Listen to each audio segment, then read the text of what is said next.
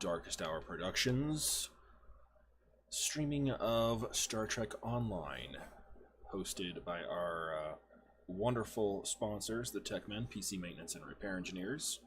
Before you shoot your computer, bring it to us. We might be able to fix it. This is the fleet stream for the Federation Strategic Command Star Trek Online Fleet PC. Anybody who watches this, who is interested, you're more than welcome to hop into our Twitch channel, Darkest Hour Productions, or view us on YouTube. Our Darkest Hour Productions, I believe, is the YouTube. You may not be able to find it right away. Still working on some stuff there. Or check out our website at sfcfleet.engine.com, enjin.com, and hop on, chat with us, talk to us, see what's going on. We also have a Discord channel, which you can find that information on our website as well. We are very happy and proud to be with you today. Today, with me in our Discord channel, I have Platypus. Hello. And he's going to be helping me as we do our stream tonight. We did have some plans, but thanks to Mother's Day kind of intervening in on our Sunday night plans. By the way, this is a shout out to all the mothers out there, including my own. Happy Mother's Day from the entire command staff of the fleet, and from here to the future and beyond.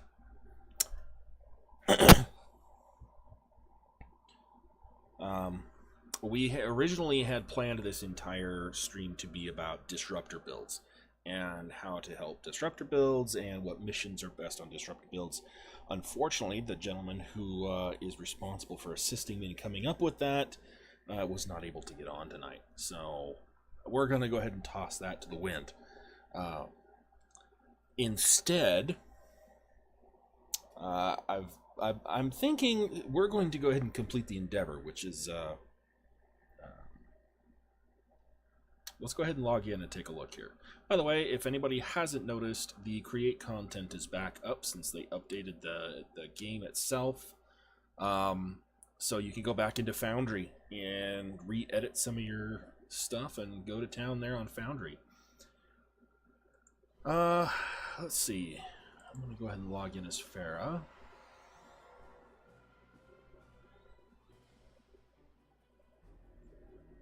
And this is the new screen for Star Trek Online version 14.5. It's different. I looked at it and I freaked out and went, what in the world did they do to my game? But yeah, I actually learned about that earlier myself. Don't panic. You know, yeah. You can just hit your escape key and get to your normal game. Hey, look at that. Yeah. It's supposed to do that, yeah. The other thing is, I've been seeing a lot of Reddit posts and a lot of Facebook posts about the graphics in the game going to shit after the latest update. Like, people are having problems. They're getting super low-end graphics visuals, even though that they have a computer that can run it maxed out. Some people have updated their graphics drivers. Some people have deleted and re-downloaded the game. Some people have rebooted their computer. Some people have unplugged their graphics card, rebooted their machine, plugged it back in. As far as I know, this isn't very widespread at the moment. I don't have any problems with it. I mean, obviously, as you can tell, my graphics are still at max. You still get super high resolution quality from me. I'm not having any graphical problems. Shoot, that sun is brilliant and beautiful and spectacular as well. So it's not something apparently that's happening to everybody. However, the one thing that I have seen is the people who are complaining about it the most are people who have Intel processors. I'm just going to throw this out there. My system runs on an AMD processor matrix. Platypus, your system runs on an AMD processor matrix as well. And are you experiencing AMD any graphic? Are you experiencing any graphics problems whatsoever? Not that I've noticed. Okay, so it's not going back to like super basic, very limited. No. Okay. Everything still looks very pretty visually. Exactly. And that's, everybody that I've seen complaining about it are people who run Intel systems. Particularly I've seen with between 2nd, 3rd, 4th, and 5th gen i5s. I haven't seen anybody posting with i3s or i7s, but that doesn't necessarily mean that it's just restricted to Intel, but if more of my fleet was on Discord right now, I'd just be, super published and being like, hey, is anybody else having graphical issues? But at the moment, it looks like it's fine for me. Now, I have rebooted my PC. It sounds to me like you're describing, what, frame rate stuttering? No. It's almost as if they're going to the minimum graphic settings. Oh. Because I saw some pictures posted online, and literally everything was distorted and fuzzy. It was like everything was covered with a cloud of fog. And I just got a post from one of my fleet members, Oleg, in our Discord. He goes, he has an i7 and he's got clear. So it might actually just be something with the i5 CPUs, or maybe people are running AMD graphics cards. I'm just gonna throw this out there. I'm running a NVIDIA GTX. I'm running a GTX. I'm currently looking at a Reddit post of a guy who's running a Ryzen 7 1800X and a GeForce GTX 1070 Ti. He moved to Windows 10 from an older Windows 8 machine, which had an Intel and a 970. He says, the behavior I'm seeing is bizarre. It is basically two things. My screen flickers, but it is actually switching between two visuals, the normal regular visual and a vertical screen that is blown up to 2x length and green. It flickers between this exaggerated toxic Command and Conquer Tiberium universe rapidly as I move the mouse. 2, this happens with full screen and windowed full screen. Bonus, if I leave the game in windowed mode, then expand the window to take up my entire screen, a 40-inch 4K TV, with graphics set to max, it is flawless.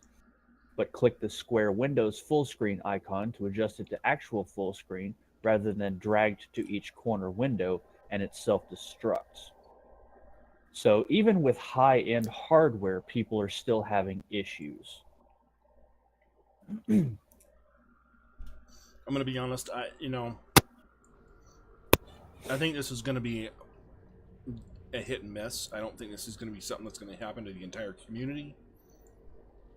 Yeah, I agree, because like I said, I'm running an AMD FX 8350 processor and 8320 here.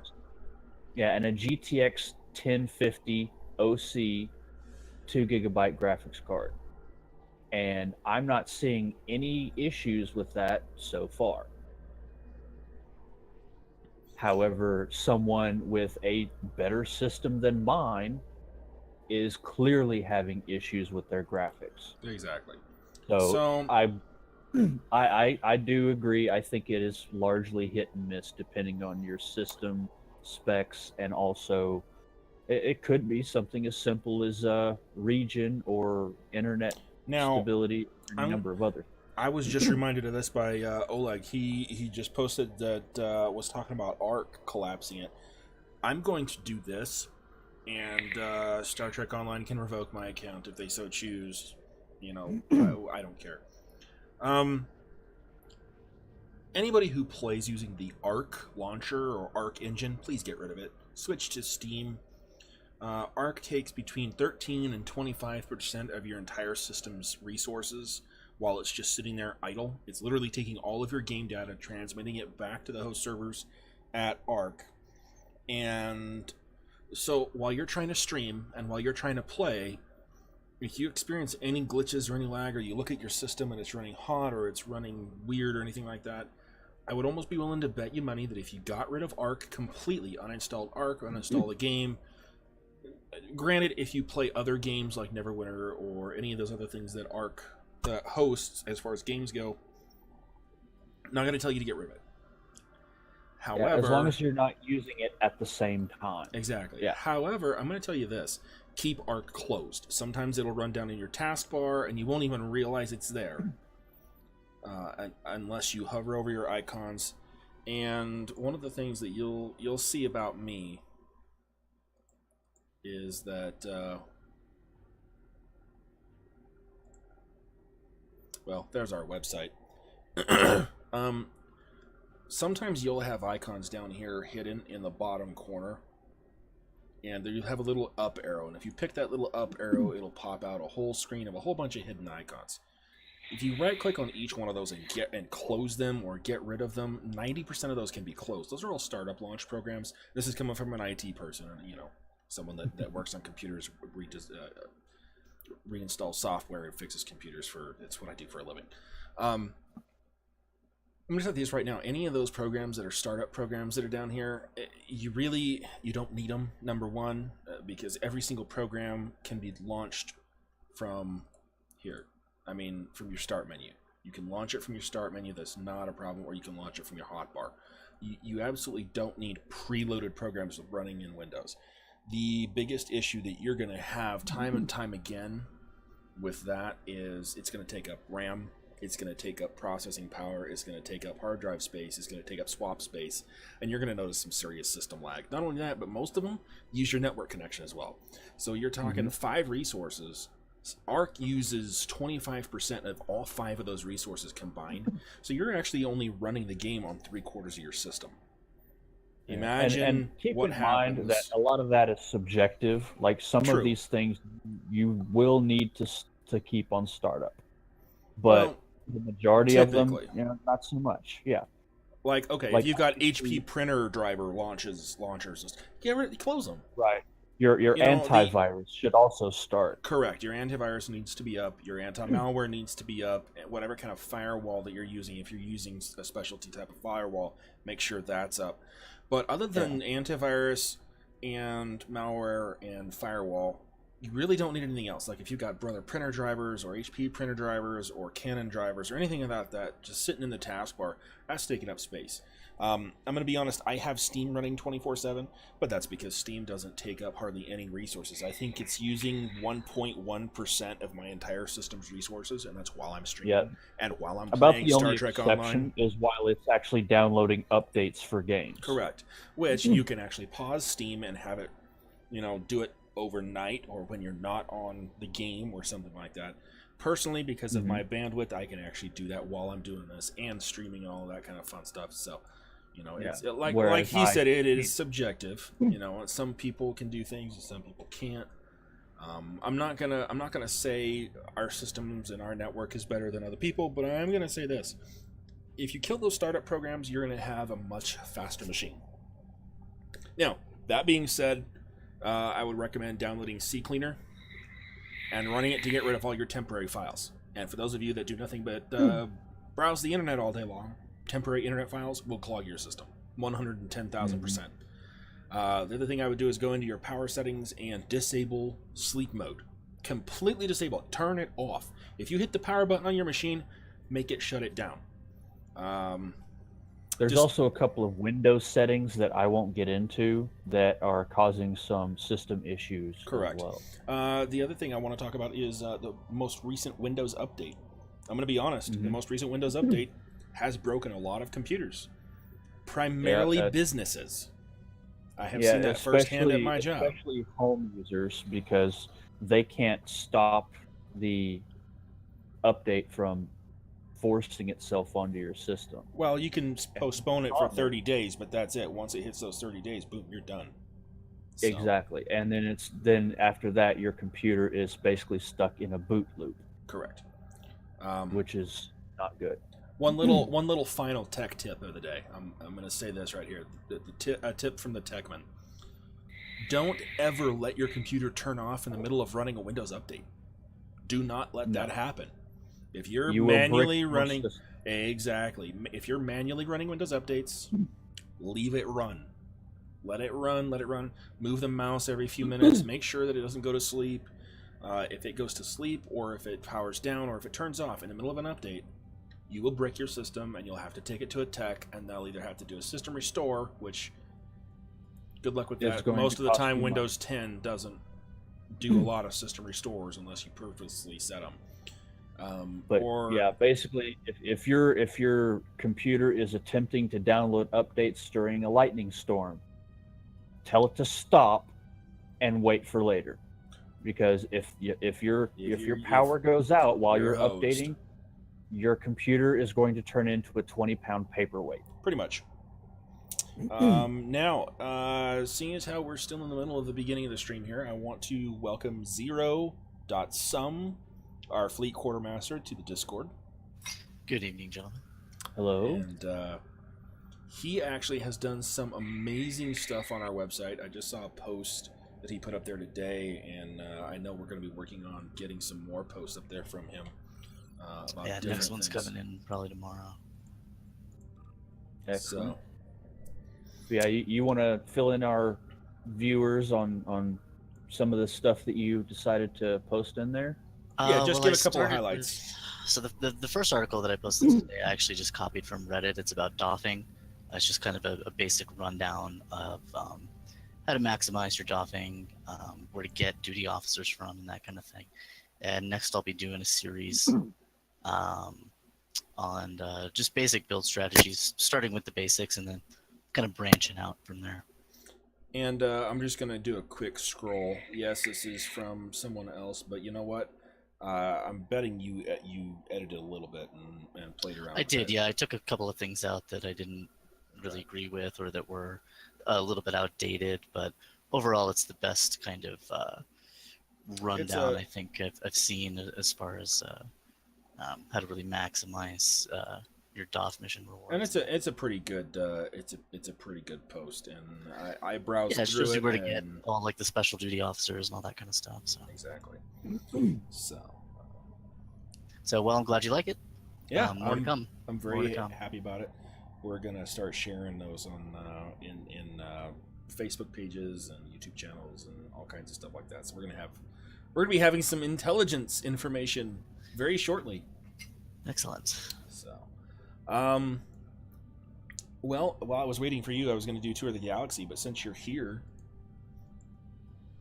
you were talking about us doing doing a stream on Disruptors. Is that correct? If you'd like to, yeah. So last week we did kind of the primary mission that you want to do probably 3 or 4 times if you want to do like a budget phaser build. And I was thinking it'd be a good next step to do 1 or 2 missions because there's a lot of great disruptor sets as well. Exactly. From the missions. So which mission would you recommend starting off with for that particular? Well, let me log in here real quick. Sure, not a problem.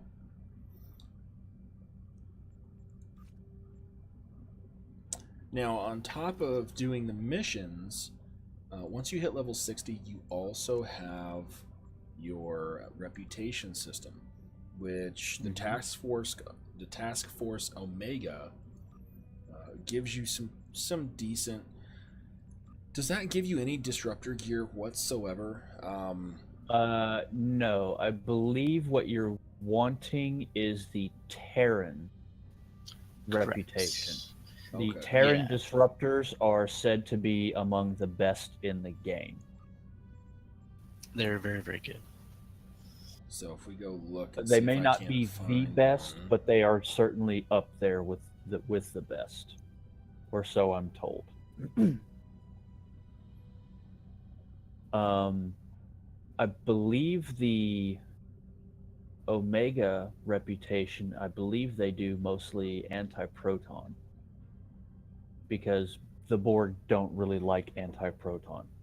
Very true. Very true. I could be mistaken. And I could be. No, that's true, but there are no space weapons from it. It's all ground stuff. I mean, no, there's they do actually there's have some a equipment. Space set, but yeah. Yeah, but there's no. Let me log into my other character, and we will explore the reputation system. I was logged in on my Delta recruit, and he's not level 60 yet, so he doesn't have access to that. But my main does. So what's cool about the Terran disruptors is they have an added effect where They deal increasing damage as your target's hull decreases, up to 200% increased damage when they're at 25% hull. So those are very cool. All right, so let's see. If you want to go ahead and talk about our reputation, I'll figure out what missions. mission we need. Well, let's see. We've already covered the Omega. Let's see. The new Kara Strike Force does Tetrion weapons. Romulus does plasma, obviously. Dyson does. Let's see, what does Dyson do? Those are interesting. Protonic. Those are protonic Polaron weapons. Which, let's see, the Protonic Polaron Beam Array, in addition to its normal damage, it does 25% chance on critical to do even more proton damage, which ignores shields versus the Voth, and slightly more against non-Voth, ignores shields once again. 2.5% chance negative all current power levels to your enemy for 5 seconds. 25% chance on critical of more proton damage versus the Voth and versus the non-Voth. So basically it's got 2 separate procs on critical. So, I mean, that's not bad. Yeah, they're pretty cool. When those were new, I put together a pretty cool build with it because it's a proc on critical, right? Only on crits. Correct. So I did a crit build, and then I just stacked like every on-hit effect I could possibly find, whether through item sets or through traits or what have you, onto my weapons. It was pretty cool. Okay, now the 8472 counter command reputation has biomolecular disruptors. So in addition to the disruptor damage that it normally does, it also has a 2.5% chance of biomolecular incubation, which is, for me, these are going to be subjective depending on your skill selections and so on. Mm-hmm. But for me, it's a negative 16.7 flight speed for 8 seconds. And on expiration, it's 461.2 radiation damage, which ignores shields, and double damage versus the Undine. So basically, it reduces your enemy's flight speed, and it also gives you a DOT against the Undine, and negative 10 damage resistance for 15 seconds to target. So it also reduces their damage resistances as well, which can be quite a boon in a fight. Let's see what else we have. Let's see. Delta has Thoron, infused Polaron. Iconian, I'm pretty sure Iconian is anti-proton, radiant anti-proton. Temporal defense, I think, what is Chronoton. Mm-hmm. I don't know if they even have any space weapons. I've only gotten to tier 3. They're called Chronoton weapons, but they do anti-proton damage. So they're basically the same as Polaron then, or not Polaron, Proton. No, they're anti-proton weapons. Well, yeah. Yeah. Let's see. I'm not sure what the Lucari does either, because I'm only tier 3 on that. But let's say, for the sake of argument, the Lucari is yet another flavor of Polaron. Those are the Piezo Polaron weapons. Right. So basically, the ones you're looking for in the reputation system are going to be the 8472 Counter Command and the Terran Task Force. Those are going to be your disruptors. I don't personally recommend the The counter command. biomolecular disruptors. They're just not very good. And if you want to go fight some Undine because they're kind of a pain in the ass, and you want to throw some of these weapons on there just to fight them, sure. Yeah, I mean, I would imagine that they would be great for something like Borg Disconnected, but beyond that, unless you decide to go to the Undine Battle Zone, Yeah, I exactly. can't possibly see a decent use for them. Yeah, they're not very good. As opposed to the Terran Task Force, you have the Withering Disruptors, which also gives you a DOT, but it doesn't have to rely on whether you're fighting the Undine or anyone else. This is against anyone. Let's see. 2 target, 2.5% chance, apply stack of Withering Radiation. Lasts for 60 seconds, 5 stacks max. 227.2 radiation damage to target per stack of Withering Radiation. So for me, like I said, 227.2 times that by 5 for 5 stacks. That's a lot of radiation damage right there. 1,136. Yeah. So I mean that's a lot of radiation damage no matter how you look at it. But those are the reputation disruptors. Exactly.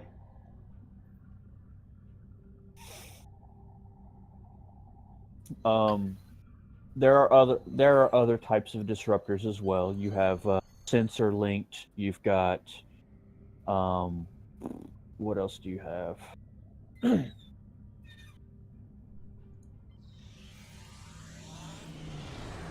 There's another linked one. It's not sensor linked, but it's Integrity else. linked. That's it, yeah.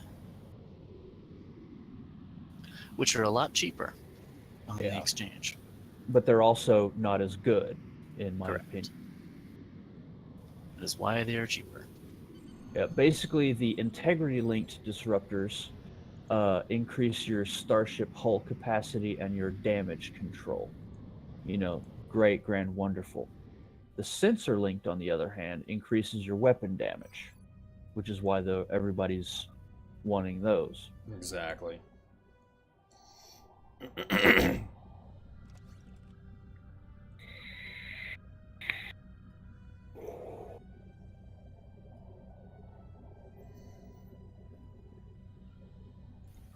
Okay, so is that it for rep?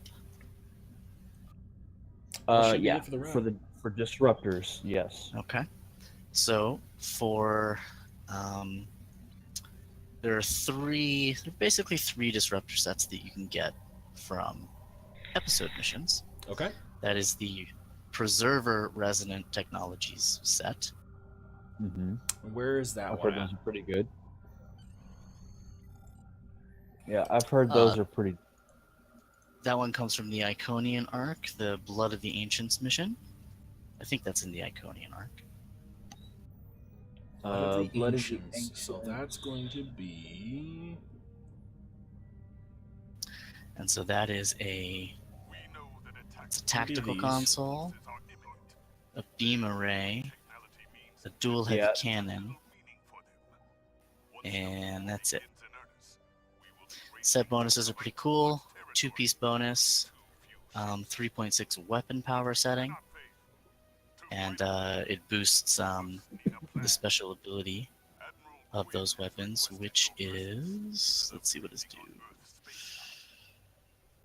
Let's see. I forget. I was just on my character who's using them. Normal stuff lowers your damage resistance, of course, because it's a disruptor. Mm-hmm. Increases damage to shields by 15% from all energy types for 8 seconds.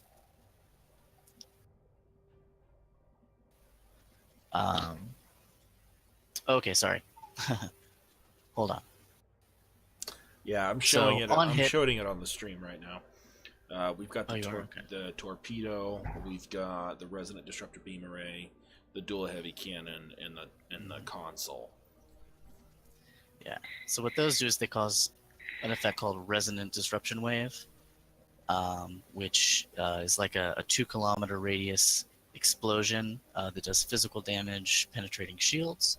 Once you get the 2-piece set bonus, you get resonance amplifiers, which increases that damage by 15%. And the 3-piece set bonus is a pretty cool little ability called the Harmonic Firing Enhancement Matrix, which is pretty cool. It basically just it increases your fire cycling speed and gives you a damage buff. The next one is the Entoiled Technology set. This comes from the Echoes of Light mission. These are the Nausicaan Disruptor weapons. Yep.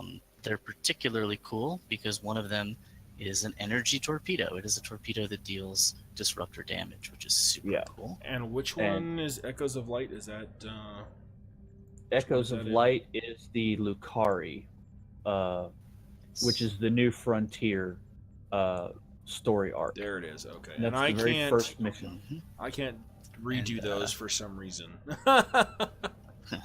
Okay, well, we'll skip that one, but the Entoiled Technology set is definitely one that you want because the 3-piece set bonus, Nausicaan Power Initiative, increases your disruptor damage by 26.6% and gives you 50 hull penetration. Let me switch to my other ship. I believe I have all of this stuff on here. Yeah, I've got all of this on my Romulan as well. If we want to take a look at that. And the third is the House Martok Skirmisher configuration. Not particularly great. It's got a 360, an omnidirectional beam array, which is cool. It's got a torpedo, and it's got an engine console. That comes from the Brushfire mission, which I believe is also in the Iconian arc. Set bonuses are okay. Critical chance, accuracy rating, explosive shearing torpedo modification. Basically, causes your torpedoes to leave behind a damage-resistant debuff, just like disruptors normally do, but no added disruptor damage from there. So those are the 3 sets. Okay, awesome. Well, the one that I can do for this stream looks like it's the first one. Okay. So that's in the Iconian arc.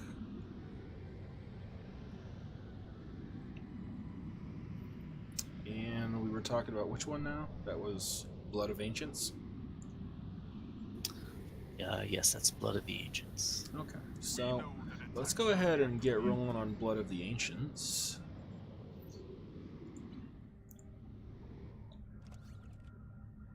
And we'll get rolling on that. One of the other things I want to do is I want to say a big shout out to our fleet recruiter and our commander in charge of all of our recruiting when it comes to the fleet, Jay. Thanks to him and all of his efforts and the efforts of everybody else included and combined, we are currently sitting at 279 fleet members. That is a personal best for this fleet. And the interesting thing is,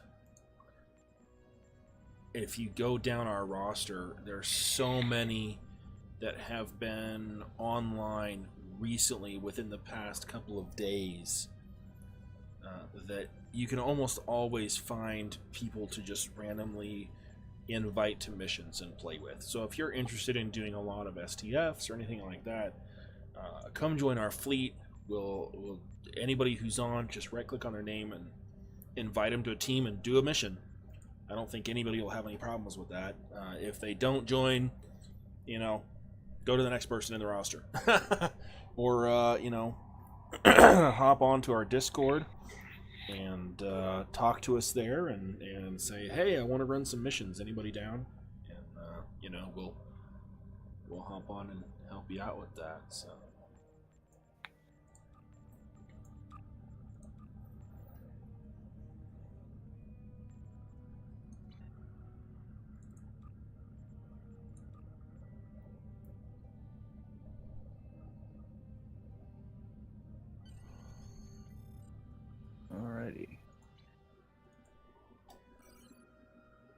let's see.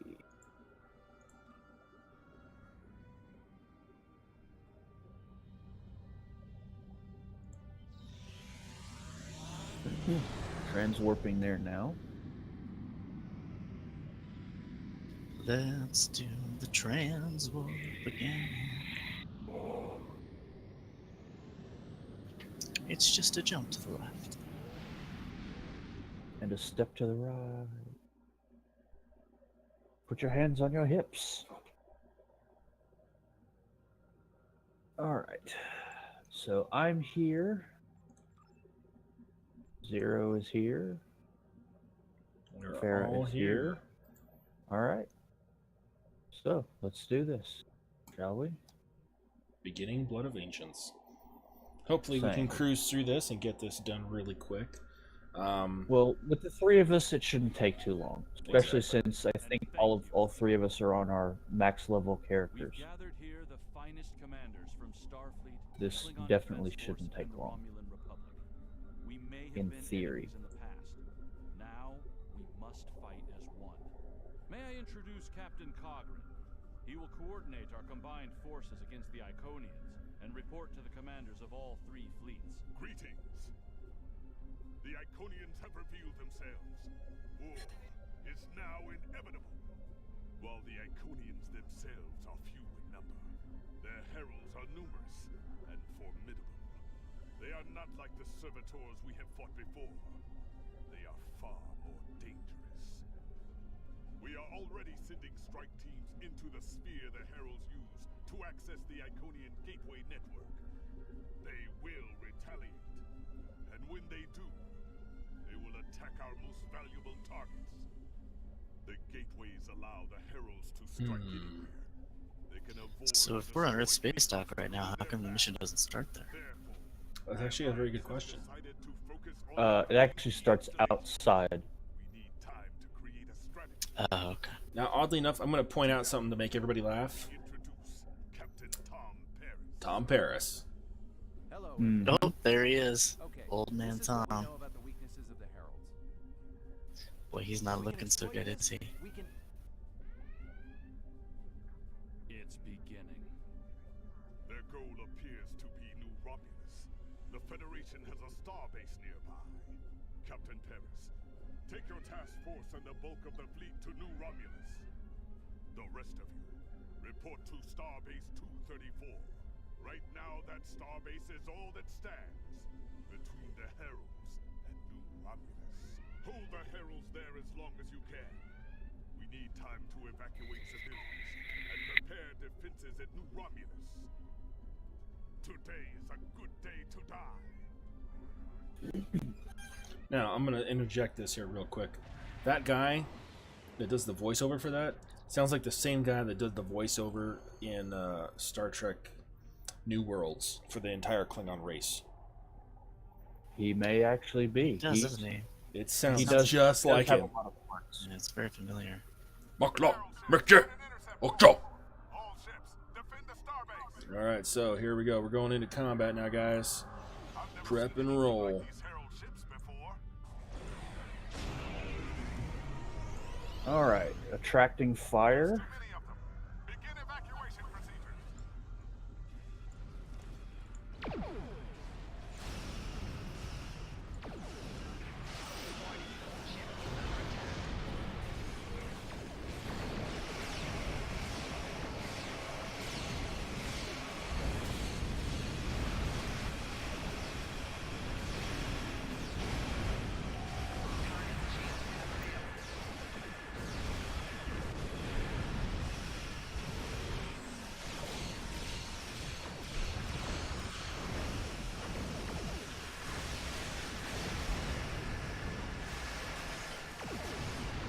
Alright, everybody focus on the battleships.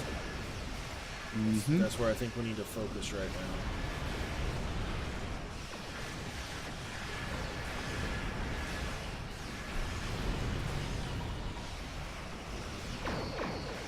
One down.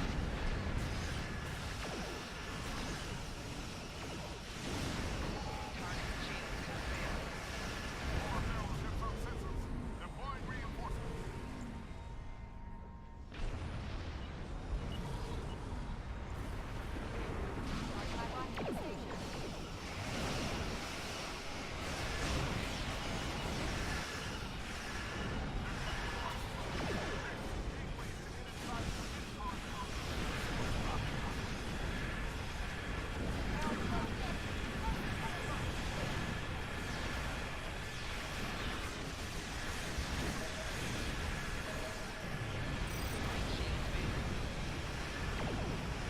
I'm getting hit really hard. Well, I'm not sure if I'm doing enough aggro. I'm done. I just got cooked.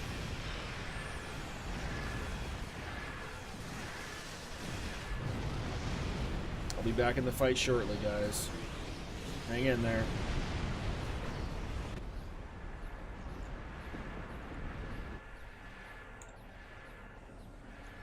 The Heralds are sending more ships. This isn't going to end well. Alright, so behind us here.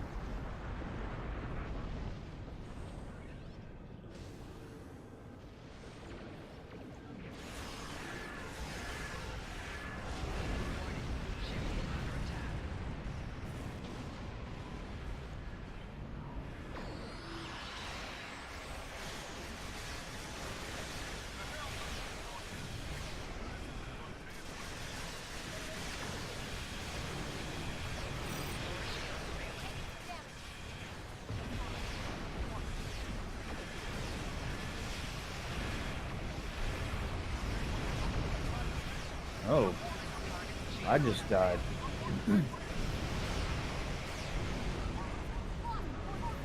Yep, when the engineer dies, it's time to go home. You don't want to be anywhere near these battleships when they explode. I got caught in one. I don't know why. I can fly right through them as they explode, and I'm okay. Really odd, but... Well, la-di-da. Hey! I can't help it. Can't help being such a badass. Sometimes you're just that cool. Alright. Are we leaving? I've accepted the team invite. Alright. Then you're waiting on me. Maybe I should be backing up. Oh, come on! That was a Jim Varney joke. Ugh.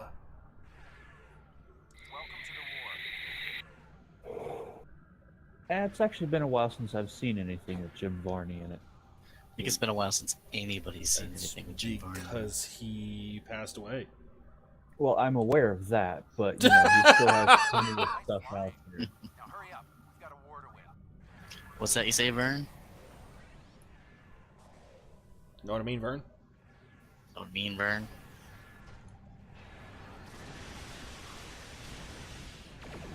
Fired everything. I'm gonna start heading this thing from the front. I'm working my way backwards.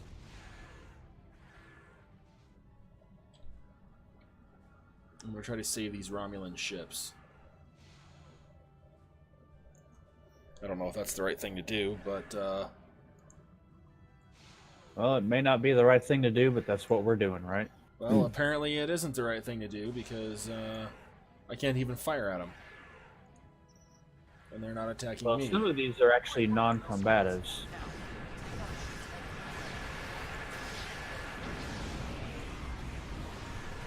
They're just basically there for show. You know, oh, this is a massive battle. Look at this.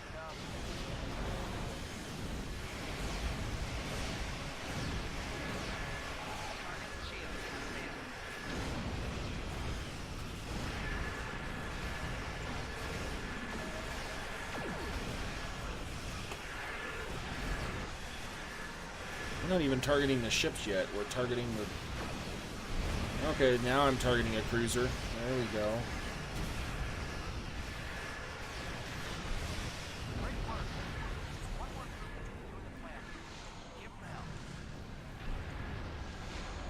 Roger that, Tom Paris. We're gonna give him hell.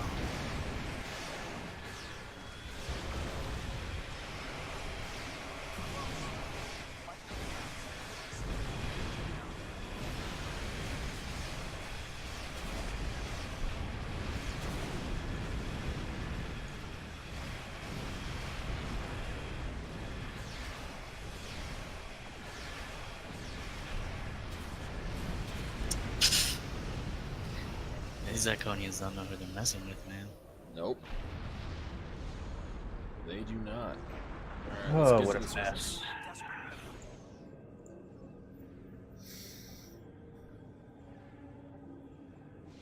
Alright, who wants second officer?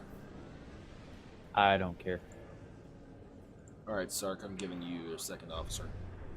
Alrighty. Let's see, maybe science? Whatever you want. I'm choosing my Jem'Hadar because, you know, he just never dies. I just realized that we have one of each career here. Yeah. Farah is a science officer. Zero is a tactical officer, and I'm the engineer. So, Yep. if there are any Man, career-specific objectives, we We got can this. accomplish them all. Gotcha. Exactly. I'm gonna go ahead and bring my healer. Yeah, Not that it'll probably matter very much. My medical officer. yeah. Yeah, it could help. Never know. One never knows.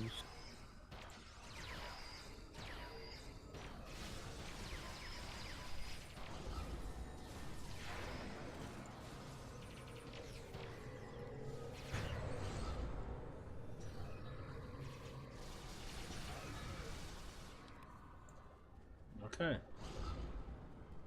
All right, sun's out, guns out.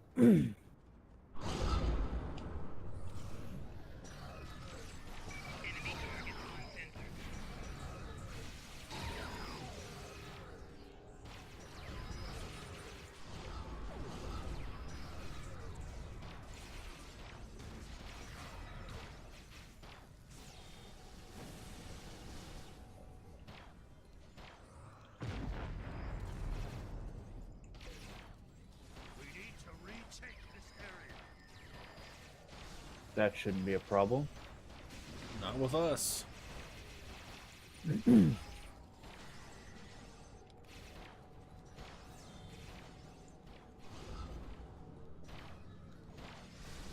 heralds are on their way.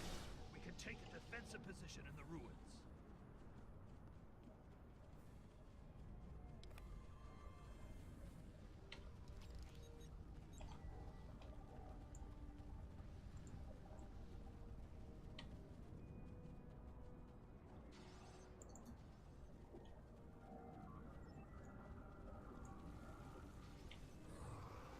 He's dead, Jim.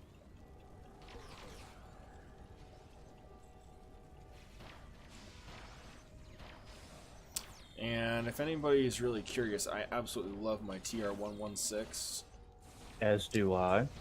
because it's even against the Iconians, it just ignores their damn shields. Don't even they can't fight. All they have is shields.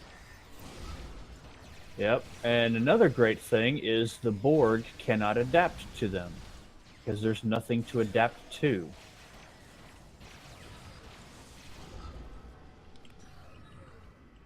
All right.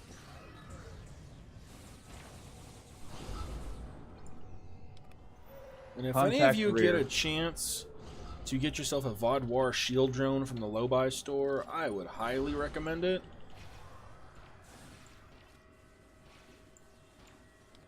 Oh, is that what that thing is? Yep. Oh, my inventory's full. I can't pick shit up anymore. I have too much reputation gear. That's alright, it looks like you're putting plenty of shit down. So I'm gonna get rid of Did some that make shit. sense? That's not a very good joke. I didn't get it, but that's probably because I'm, stupid and don't get a lot of jokes like Thanks for that. laying the smack down, man. Oh, it's one of those jokes. I'm smacking the down. Yeah, Okay. it's one of those stupid jokes, yeah. Okay. I'll do better next time. Maybe I'll laugh next time. Stick around. Catch up to the rest of y'all.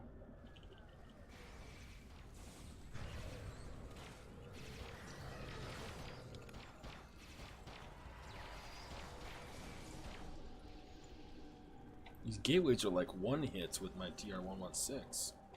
I know, right?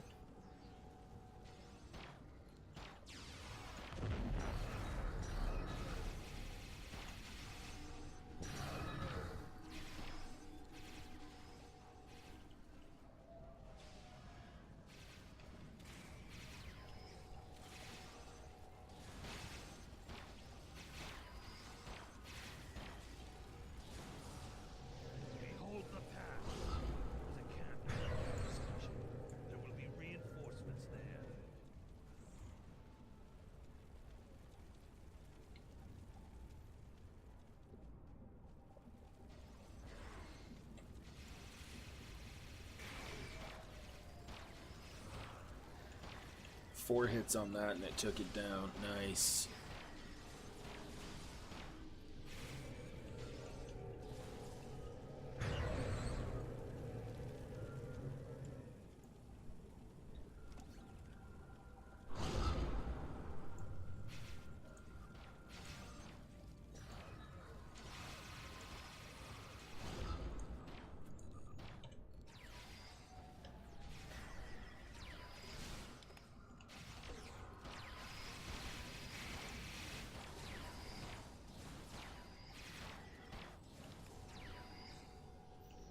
Zero, what kind of weapons are you using? Because yours take out their shields instantly.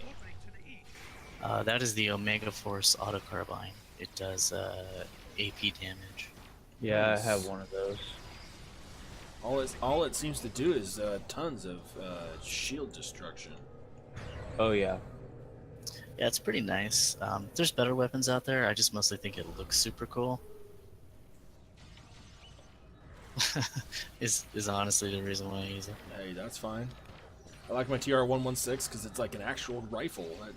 So I'm not gonna fight you Yeah. on the "it looks cool" Those are cool, thing. too. I mean, there comes a point where, you know, weapons are weapons. I mean, there's so many good ground weapons you can use at level 60. It's just ridiculous. Of course, I also have my Zephram Cochrane shotgun. Ooh, I got one of those too. Let's bust those out. That'd be fun. What I'd really like to get is I got it somewhere and I don't remember where. On one of my characters a long time ago, I ended up getting something. I think it was a Breen weapon that actually fired a bolt, and it gave a burst charge, and you could seriously just fire the bolt, and it would do a bolt charge. And Oh, that's cool. it fired a huge burst of both energy and concussion weapons. It was really weird. It was almost like a shotgun, and it always expended a red round. I mean, a red cartridge. So every time you fired it, you'd see just these piles of these red cartridges on the ground. And for the life of me, I can't remember what it is, but I want to get one of those again because I love that thing. Now, since then, it's probably lost its potency. And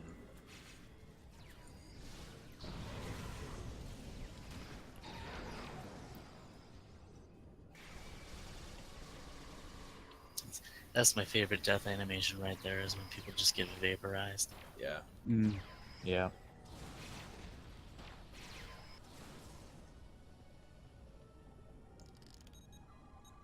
I think we just cleared it. Is there anyone left? I think that's it. Ollie Ollie Oxenfree. That's it. Nope, that's it. Contact command. Let's go to command. Alrighty.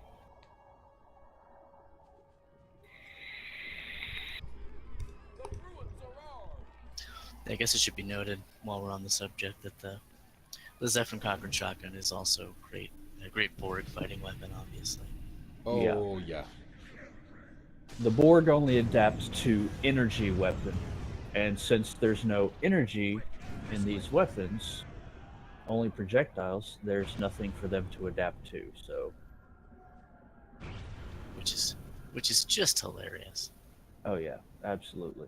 It's got to be where Ron Moore got that idea from for his when he redid Battlestar Galactica. It's kind of a similar thing, right, where they had to use lower technology to fight the Cylons. Yeah. Alright, so we have to reach the gateway room, so let's get there. I call shotgun. See what I did there? Yeah. Snap.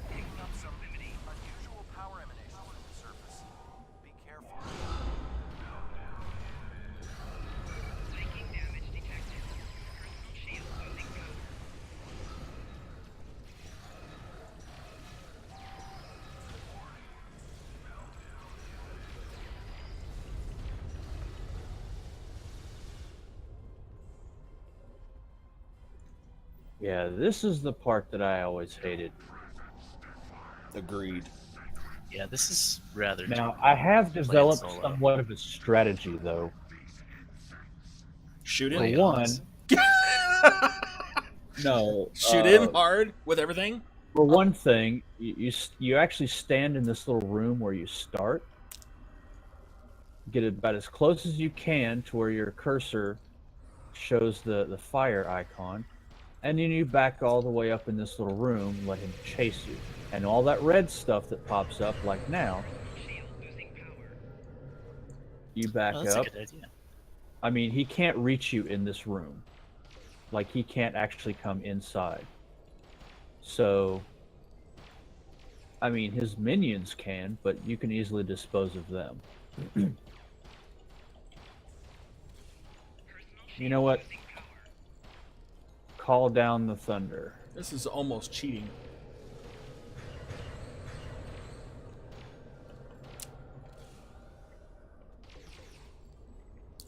Damn, dude, I was gonna resurrect you. No. That's alright. Yeah, he went down like a sack of potatoes.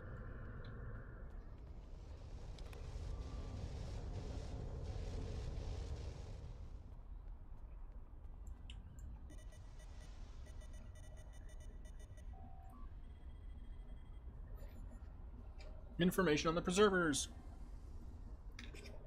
Yep.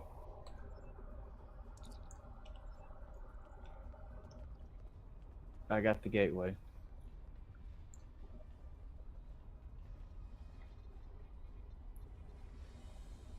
I'm a little busy here. What do you need? Oh, acknowledged. Wouldn't want to miss the party. I'll get every. All right. Now we enter the gateway. Banzai. Tsulame!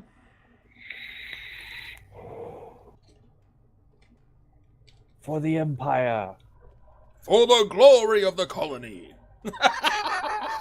Sorry, completely wrong. Completely wrong. Well, no, there's colonies on here. Yeah, but no, that was from Beast Wars. Hell yeah, Beast Wars. Well, that's just pride. Well, that's just prime.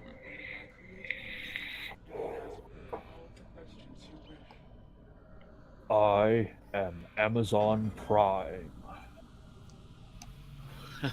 Now with free shipping. I like that. That's a good one.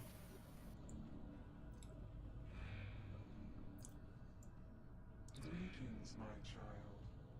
Long have I slumbered. So here we have the Preservers, as seen on the classic TNG episode The Chase, originally played by Salome Jens, who went on to play the female Changeling in DS9. Mm-hmm. Great actress, like her a lot. Yep.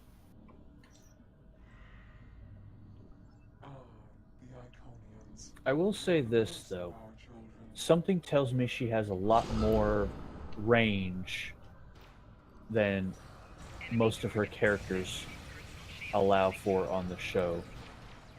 I would hope so, yeah. She mostly gets cast in roles like that, where she's just kind of very deadpan, because she's, Norwegian or something. She's very good at it, Scandinavian of some kind, so she's just very kind of mellow, but a really interesting look. Like, she does a lot of work where she's in costume, to kind of makeup or prosthetics, dress like an alien.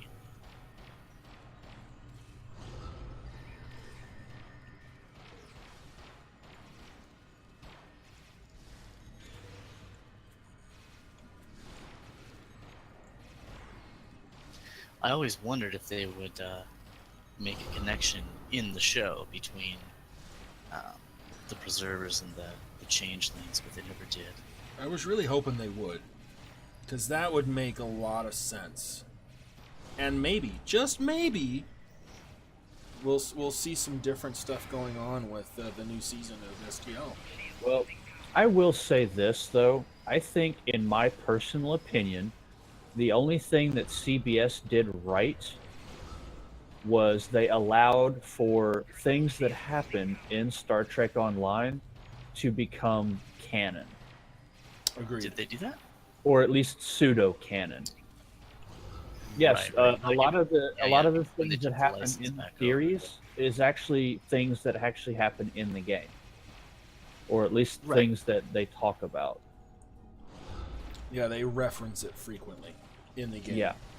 And Yeah. I think that's one of the only things that CBS actually did right with that show, in my opinion, of course. With the game, you mean? No, with their show,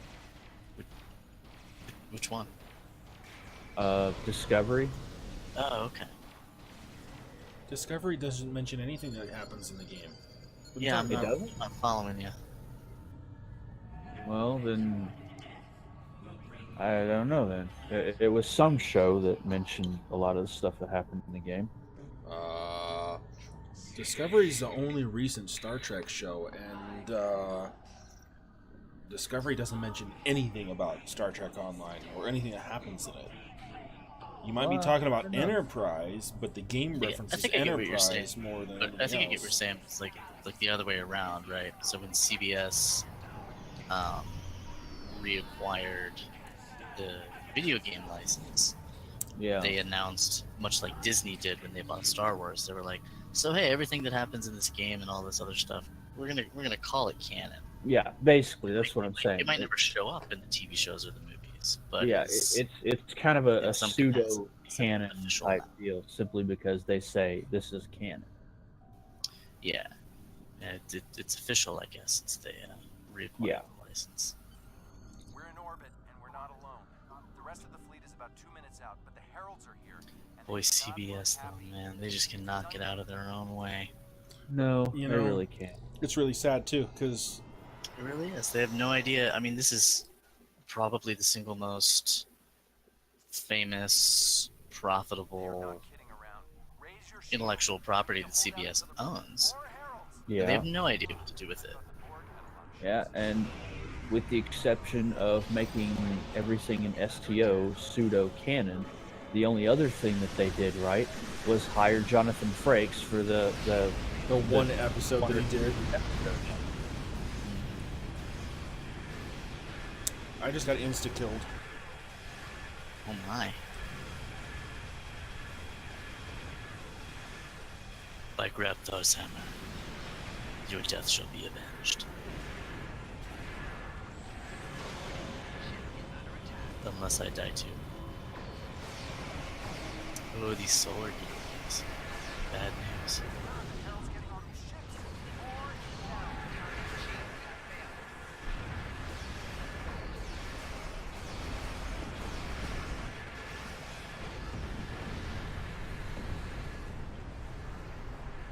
Fleet is 1 minute out. Keep fighting.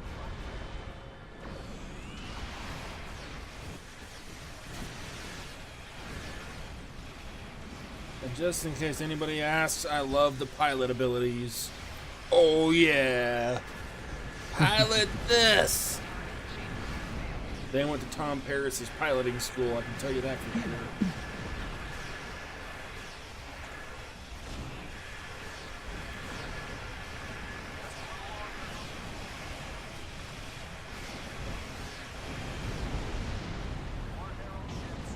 a little longer, Tom, and there's not going to be anything left for you to do. You better get here quick, or there's not Well, gonna he's be already anybody left. here, but you know.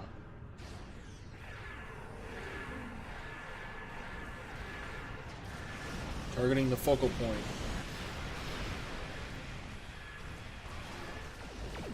Here comes the fleet. Yep, here comes the Romulans.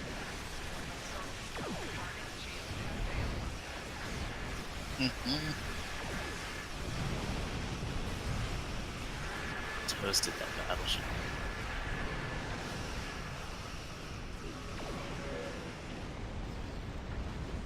Yeah, these Iconians aren't so tough for being 200,000 years old. They're still doing decent damage, outdated. Yeah, I mean, this mission is definitely much harder when you're doing it by yourself.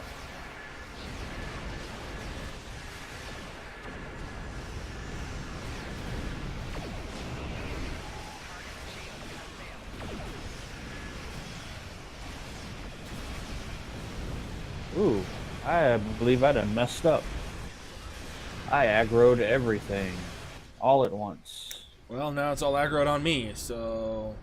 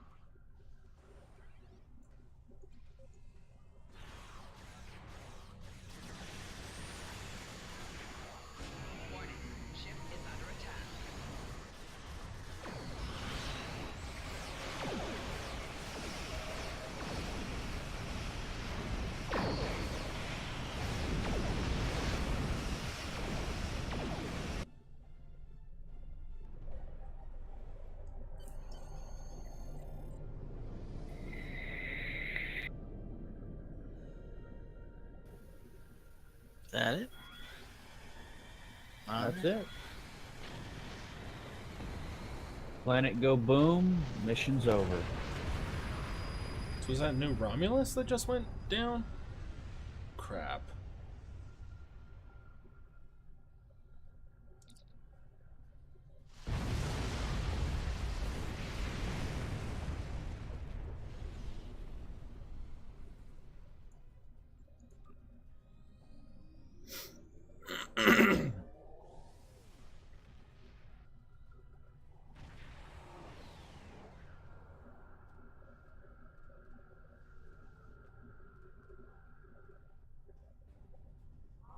Today is a dark day for the Alliance. Starbase 234 is lost. The Iconians destroyed the gateway on New Romulus. Our fleet was defeated, and in one day we lost a quarter of our ships. The Preservers are gone, and with them goes our hope of understanding the Iconians. Although the Iconians have withdrawn from New Romulus, they can attack anywhere, at any time. To be blunt, this may not be a war we can win, but we will make the Iconians pay dearly for their victory. We will continue to fight, to save what we can, to win where we can. And we will fight until the last one of us falls. Well, that sounds like a terrible idea. Silver-tongued devil. So we're all gonna die, is what he's saying? Apparently, that's what I heard. I'm not down with that. Why is everybody clapping? Exactly, I agree. That doesn't sound good. Alright, so here's the mission rewards. So we're looking at... I'm looking at what I've got versus what the mission rewards are. There will be more death before this war ends. But those of us who What's also nice about this mission is, hey, there's an anti-proton beam array and an anti-proton dual heavy cannon. Yep. Mm-hmm. So that's cool too, even if you're not going for the Disruptor stuff. It's a nice place to get free AP weapons. Yep. And I have to be honest, there's absolutely nothing here. I'm looking at the Radiant Transphasic Torpedo Launcher. It does less kinetic damage than my current Radiant Quantum Torpedo Launcher. So the Resonant Transphasic and the Radiant Quantum, of the two, my Radiant Quantum outmatches it. Almost double the kinetic damage.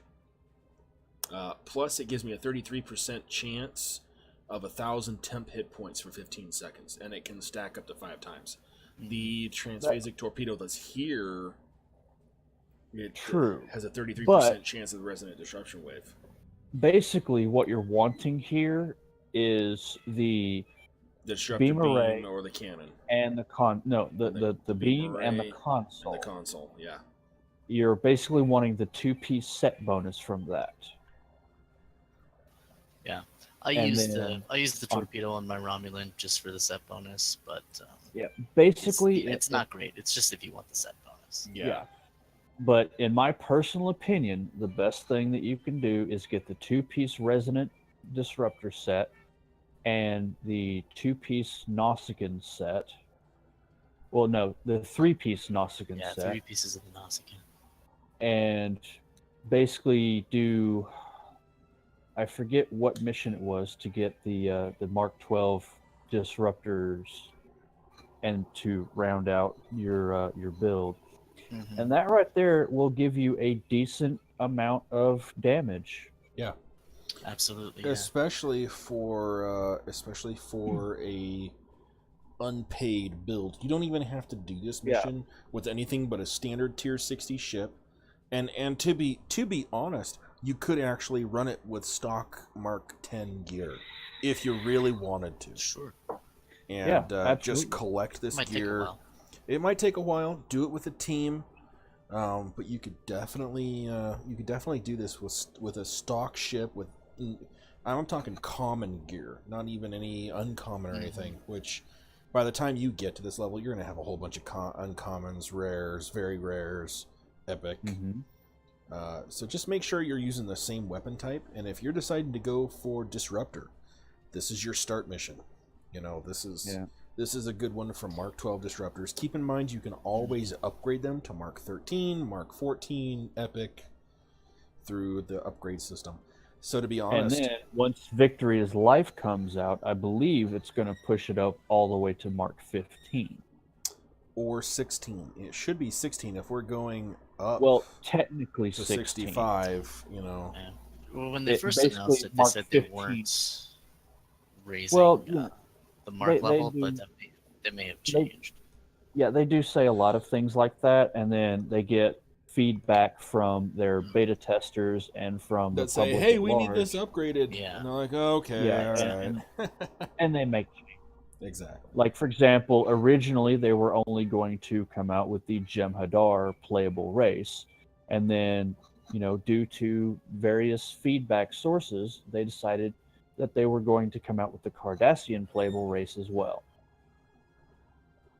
And so on and so forth. So, I mean, changes, mistakes were made, changes inevitable. Well, but and that right there shows the feedback from fans can actually cause an end result difference. yes, So you can make a difference. exactly. So one of the things I would like to promote is if anybody has comments about the game. Now, I'm not talking about, make the game more like League of Legends or make it more like World of Warcraft, please. If you're thinking that Well, way, in my opinion, just get if the you- hell away from our channel, get away from YouTube, delete Yeah, that shit from your basically, life and stop playing STO. But anyway, if you want to make a game more like another game, then why not just go and play the other game? exactly. If you want the game to be more like World of Warcraft, then just go play World of Yeah, Warcraft. go play World of Warcraft. It's a great game. But I'm going to say this, though. If you see some additions to the game, like, okay, I have to be honest, I'm friends with Manu Imitriani. I'm friends with Oh, Manu really? Imitriani on Facebook. That's cool. His character, Icheb, is in the game. They will not give him a playable part in the game. They won't let him do voiceovers. They have not invited him back. They've invited almost every other crew member that you can interact with. And you do have to interact with Icheb as a baseline character. I would really love to see Icheb in STO. I think Even that if his he just character... did a voiceover Yeah, for that's the parts weird. that he already plays. Exactly. They could. It's not like they can't afford him. I wonder what's up with no. that. Yeah, I don't No, know. I've even from my asked him understanding, about he's it. offered to do it for free. Yeah, he has offered to do it for free, and they're You're like, yeah, kidding. we don't have a place for you. And so and here's the thing, he plays the game, or at least he did at one point, to try it out because he wanted to understand what it was, because when he was doing the role of Icheb for Tim Russ's series, Renegades, they reference some stuff. Yeah, he was on. They reference some stuff from STO, from the game, in the first series, in the first episode of Renegades, because it was originally a fan film before CBS and Paramount did their BS restrictions. So he went and he played the game to understand the story of where they were coming from for Renegades, which I think is really that shows dedication to your own character. I mean, holy shit. Yeah, Well, cool. another thing is there are actually quite a few of the Star Trek actors who do actually play the game, but for legal reasons and They can't other say reasons who they are that and can't play Yeah, their own exactly. characters. precisely. Like if But you they do try, actually, if you try, you can't even make an Icheb character name. Icheb No. is taken. You can't use it. Same thing as using Enterprise as your starship name. You can't do it. Nope. come to Yeah, think of it, used it's to be that actually way against- for every single copyrighted name. Like you couldn't make a character named Spock or Kirk. or Yeah, whatever. I mean, But that's been relaxed, I think, a little bit. but I will say this: it is actually still against Cryptic's terms of service to make a likeness of an actual pre-existing Star Trek character. True. That's funny. But So- people do it anyways. Yeah, Yeah. they do. But so if anybody wants to, that's what I'm saying is if the game can change by what's coming out, we as fans can actually control the content ourselves by openly writing to Cryptic and Arc and going, "Hey, we would like to see this happen." Now, And if enough especially people comment on it participating, or write about it, in beta test as well. exactly. Yeah, it's So- kind of like that whole it's kind of like that whole phrase that you hear all the time. Write your local senator or something. Exactly. Well, it's the same thing. Contact Perfect World Entertainment. Tell them what you think can be improved, realistically, of course. Don't go overboard and say, "Oh, well, I wish you'd come out with this ship that I designed and all this other I stuff." hear Gentry agreeing with you in the background. Yeah, Gentry is my cat. For those of you who haven't met him yet. And he's sitting there screaming in the background, Yeah. Is he named after Another Gentry reason Lee? might be because we've been gone for the past few days and we're he's- here now. He's pissed. He hasn't seen us for forever, and he counted. Gotcha. Isn't that right, buddy? Is he named after Gentry Lee? No, just he okay. was a little gentleman, and we decided to call him Gentry. Oh, I see. That's really interesting, though, about Icheb, about Manu.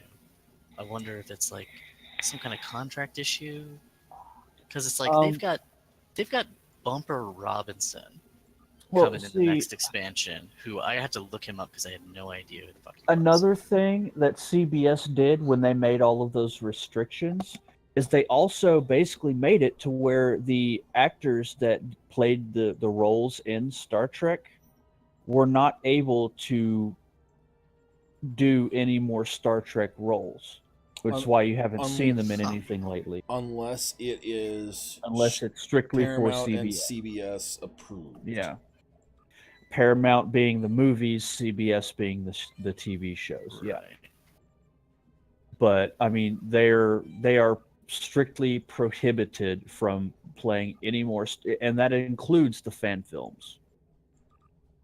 As a matter of fact, I'm pretty sure CBS would say especially the fan films. Yep. But Yeah, they do now. They put the axe to Axanar, yeah, right.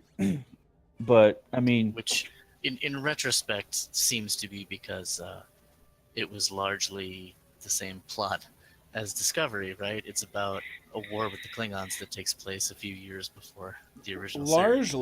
Largely. they basically stole think the entire not. script. Yeah, because Axanar, the They whole stole- script for Axanar was done long before Discovery was even a gleam in Oh, CBS's it was, eye. yeah, absolutely. And so they said, "Oh, No. Axanar, everybody's donating to this, so this is what we can capitalize. Screw you. We're gonna do it, and we're gonna screw it up. Oh yeah, let's screw it up. Oh, And look I what we believe- did. Well, We created To be vomit." fair, I believe you- Alec Peters, the creator of Axanar, he fucked up. Well, okay. He used the crowdfunded money in a way that did in fact violate copyrights. Okay. He did. I'm not going to disagree with that. But that's not what the lawsuit ended up finalizing itself over. True, yeah, and I'm not saying Which it's an is excuse. I would complete love, BS. love to see Axanar. That would be The amazing. full movie. What I don't understand is this is what I don't understand. And if anybody watches this who's from anywhere and who has any guff and has any authority, hey, cool. This would be my opinion. CBS and Paramount Pictures should have offered to purchase Axanar Oh, absolutely. and just brand it. Brand it as a Yeah. Star Trek film. Not a fan film. Brand it as a genuine Star Trek film. That's what it should have happened. Release, Back it up. real money out Give of us a theatrical release. Give us what we wanted for once. You know, hey, the fans donated $1 million. Toss in another. Oh, at least. Toss in another $1 million. Please give us a $2 million movie that we want, because obviously you guys know we wanted it. Otherwise, there wouldn't have been $1 million donation.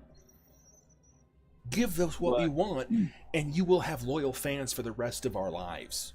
I mean, that's the honest truth. And instead, but unfortunately, CBS saw dollar signs, and they went to Discovery, which I still think one of the worst things that they did was actually make it to where you have to pay a subscription in order to even watch the show. Oh, agreed. Without even knowing if it's any good or not. Yeah. Mm-hmm. Yeah, that was I mean, don't get me wrong. It's That's not a the first marketing time. ploy, plain and simple. It's hardly the first time that Star Trek has been used as a flagship show for a new network. It happened with Deep Space Nine. It happened with Voyager. Yeah, but you never had to pay for it before. Network. Exactly. You But never yeah, had but to it was pay. cable television. It wasn't a subscription thing. It wasn't like HBO, you know. Exactly. But now with CBS All Access, you have to pay for the subscription in order to even watch the show before you realize that it sucks and that you wasted your money on it. Now, I'm gonna put this out there, okay? Because there's a lot of people. There's a lot of fans out there of the new JJ films, okay? And I'm gonna call them the JJ films. I'm not gonna call them the Abrams verse. I'm gonna call them the JJ films, okay? Because it's the Kelvin timeline. It's an alternate timeline. All right, cool, whatever. Mm-hmm. There's a lot of fans out there that love it because it's all action. It's action. It's science fiction. It's this. Well, I don't want to go onto a massive rant because obviously nobody watches the stream to, go on a massive rant. They watch the game to be played. Well, we're kind of done with the play, so, if you want to hop off and do something else, cool, I'm not going to stop y'all, but I'm going to go on this quick rant really quick here. I appreciate what Abrams did in the very first film in 2009. I felt like the majority of that movie captured the heart and soul of what Star Trek was. And I think he did a great job with that particular film. Granted, there were some flaws. There were some things that were seriously screwed up, aka warping to Vulcan in 3 minutes. Really? No, we're talking. We're talking at least 4 days. I mean, that's just the tip of the iceberg. That's just the tip of the iceberg. There's some other problems. There's some other problems, Spock having a mental breakdown, a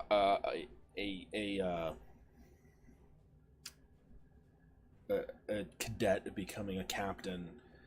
It just there's too many weird things going on that don't make sense. However, the baseline of what Star Trek is, I think, was captured in the very opening sequence of the show, of the movie. Yeah, that opening sequence. That opening is sequence fantastic. before the title shot was, I think, the absolute best of anything I've seen Star Trek-wise since the finale of Deep Space Nine.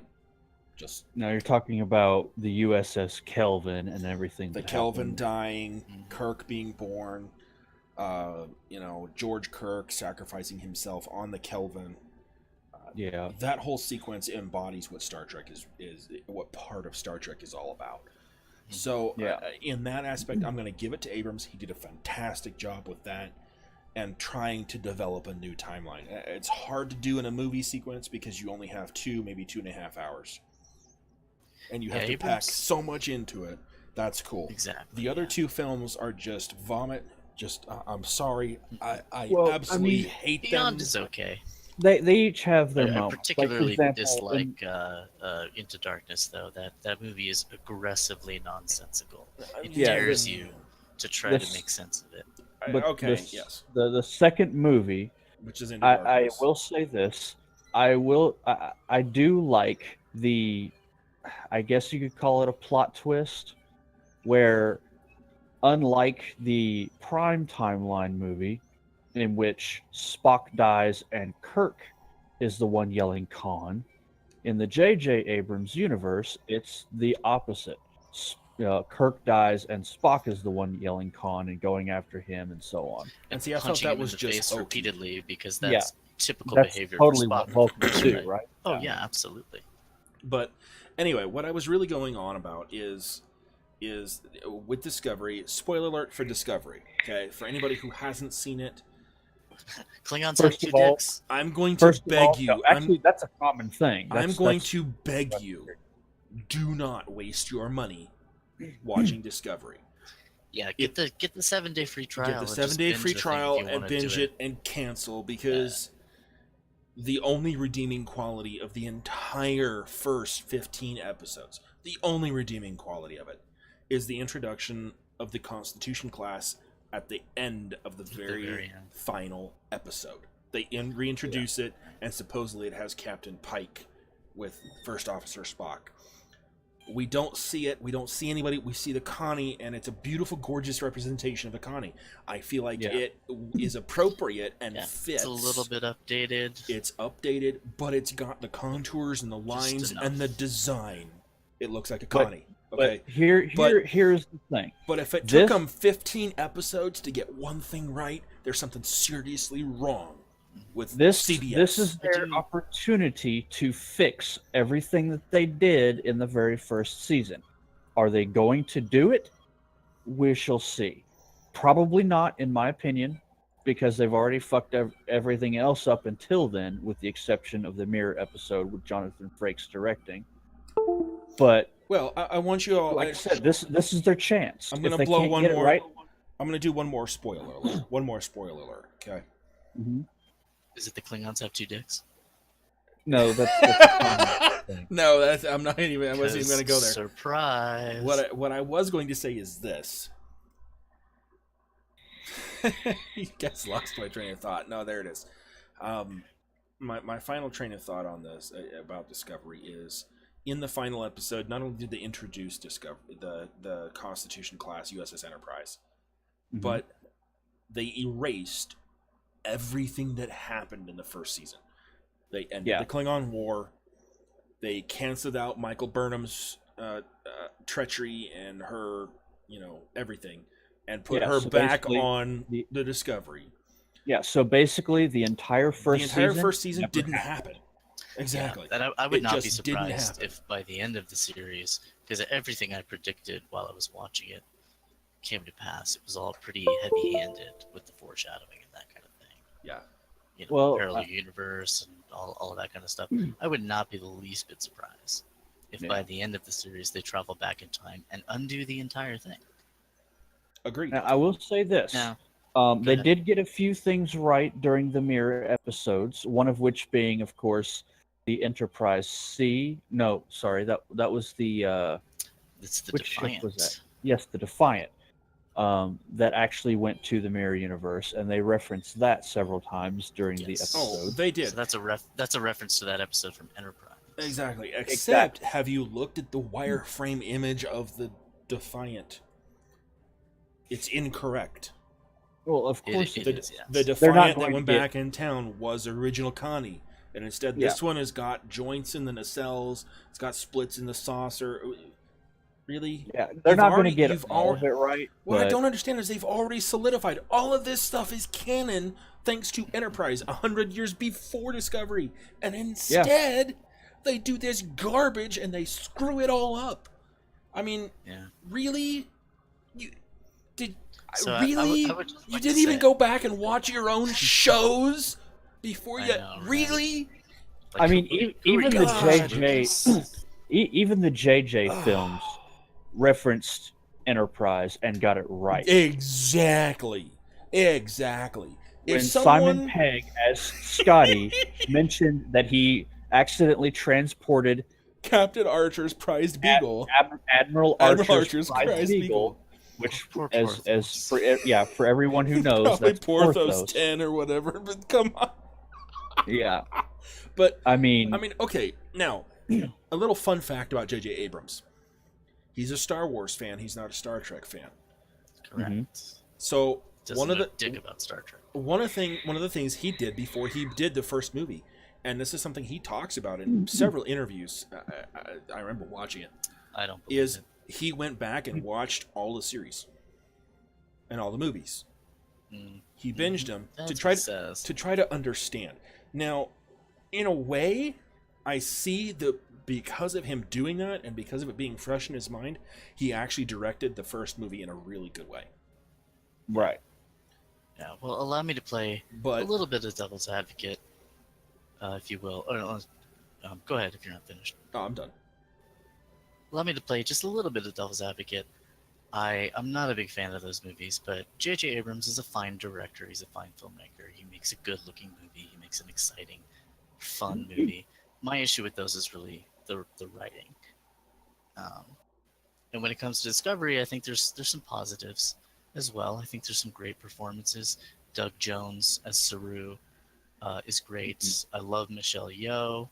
Of course. Wilson Cruz is good. Mary Wiseman as Sylvia Tilly. The It's a great acting performance. is amazing. The acting's good, and I also really like the sets, the interiors of Oh, the ships. absolutely. Are this really cool kind of blend of you'll notice a lot of sort of callbacks and references to, there's a lot of like physical toggles and switches and things, and those little plexiglass things that come over the top of the console, just unlike the original series.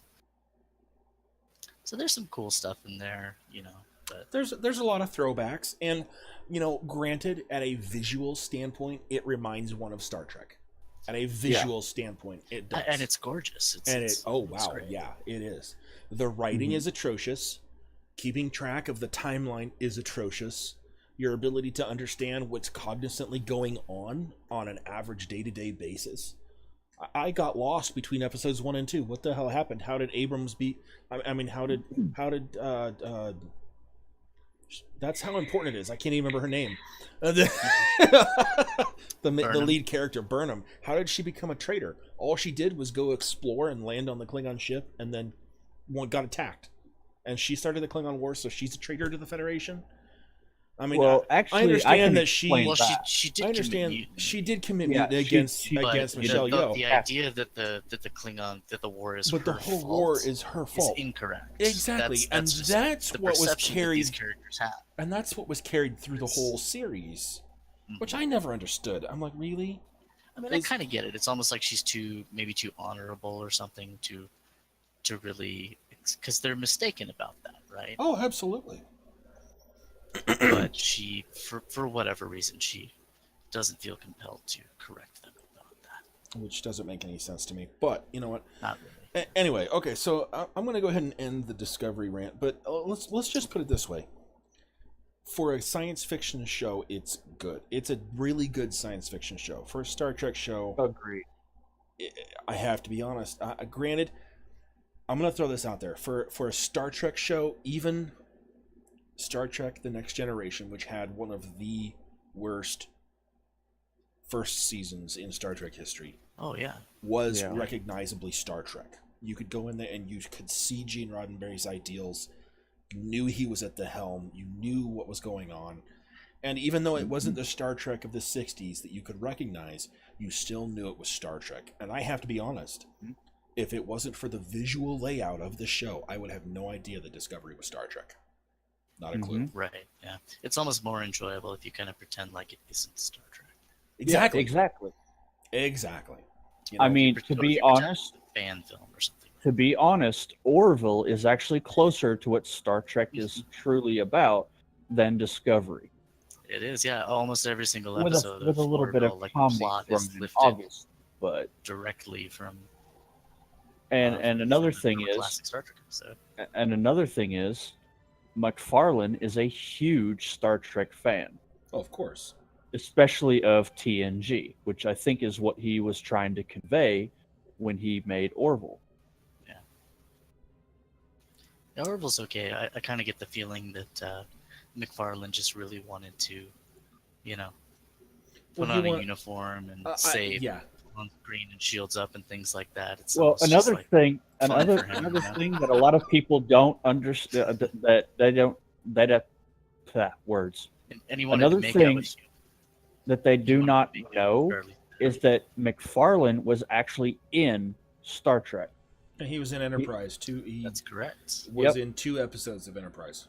Yep, he was an engineer helping out Trip. Mhm. So he was actually in Star Trek. Yeah. But because he was only a cameo appearance, he's not held by the same standards as the other Star Trek actors, meaning he can pretty much do whatever he wants. Within reason, of course. Yeah. But yeah, I mean, he's a huge Star Trek fan. Yep. Anyway, so It's too I'm bad he's gonna. such a poor writer. Well, he's not that bad. I mean, Not as bad as the writers for Discovery. I don't know. Yeah, I believe it was I would you, agree. Trek, that actually told me once that they actually got the writer who made the 2 worst episodes in Star Trek: The Next Generation history to Yep. do the writing for Discovery. they did. It's the same writer. It's the same writer. And But, it's the writer that did the naked. I think, if I remember correctly, it's the writer that did the Naked Now. Okay, well that's not the worst one. In Next It's not Generation, good, though. in Next It's Generation, widely regarded It's as just, one of the worst The Next Generation episodes. Yeah, I mean it's not good, but it's one of there are several episodes in the first And apparently one Gentry or 2 agrees. seasons that are just takeoffs of they're just redoing an episode from classic Star Trek. yeah, They did that exactly. several times. But I will say this. Throughout all of the Star Trek series, my favorite episodes were always the mirror episodes. I wish I would have done some TNG mirror episodes. That would have been great. That would have been great. One of my favorite. I used to read a bunch of Star Trek novels like back when I was in high Well, school. if you remember, they One of my actually favorite ones did do is- some in TNG. Remember the episode where Guinan calls up to the bridge and everything's off? Oh yeah. Okay. Yeah. So that's a mirror universe. They I don't did. know if it's They the did alternate universe episodes, but not mirror universe.